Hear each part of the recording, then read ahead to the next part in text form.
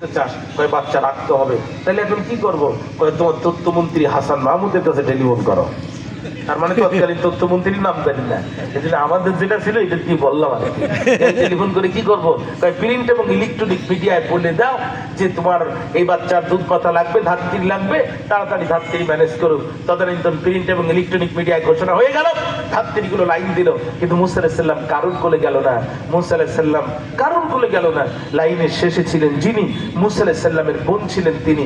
বলছে ফিরআউনের অফিসাররা, আমার কাছে একটি ধাত্রীর সন্ধান আছে, আমি শতভাগ নিশ্চিত এই বাচ্চা যাবে তার কাছে, অনুমতি যদি পাই আমি নিজেই সাথে করে আনতে চাই। অফিসাররা বললো তাহলে তো খুব ভালো হয়, এই বাচ্চা নিয়ে আমরা আসি বড় বেকায়দায়, অনেকক্ষণ তারে উঠায় আনলাম, সে কিছুই খায়নি, টেনশনে আমাদের মাথা ঠিক নাই।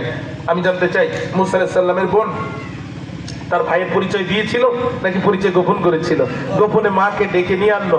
বন্ধু কি বলবো, এই লোহার সামনে চুম্বক নিলে চুম্বক যেমন ক্ষিপ্র গতিকে লোহার সাথে লেগে যায়। দীর্ঘক্ষণ পর জন্মদাত্রী মাকে দেখার পরে মুসা আলাইহিস সালাম চুম্বকের মতো লাফ দিয়ে মায়ের কোলে চলে গেছে।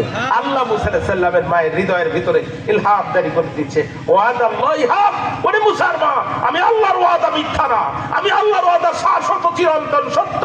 তোর মুসাকে তোর কোলে ফিরায় দিলাম, একটু নৌপথে ঘুরাই নিয়ে এসে জীবনের নিরাপত্তা দিয়ে দিলাম। ফেরাউন সহ গোটা পৃথিবী জানবে এখন তুই ওর দুধ মা, আমি আল্লাহ, আর তুই জানবো যে তুই ওর আসল মা। ওরে মুসলমান, এখন তোর জন্য ভিআইপি কামরা বরাদ্দ হবে, রাজকীয় খাবার বরাদ্দ হবে, রাষ্ট্রীয় নিরাপত্তা তোর জন্য বরাদ্দ হবে। ফেরাউনের পুলিশের বেতন বৃদ্ধি হয় 5 বছর পর পর, তোর বেতন বৃদ্ধি হবে তোর ইচ্ছার উপর।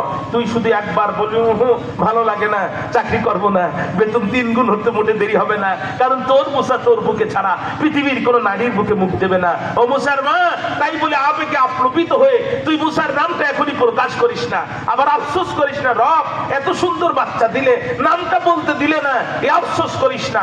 আমি আল্লাহর পরিকল্পনা, বড় মহা পরিকল্পনা, আমি তোর মুসার পরিচয় গোপন করে ফেরাউনের দরবারে ঢুকাবো, ওয়া জাইলুহু মিনাল মুরসালিন, আপনার রাসূল পরিচয় দিয়ে আত্মপ্রকাশ ঘটাবো।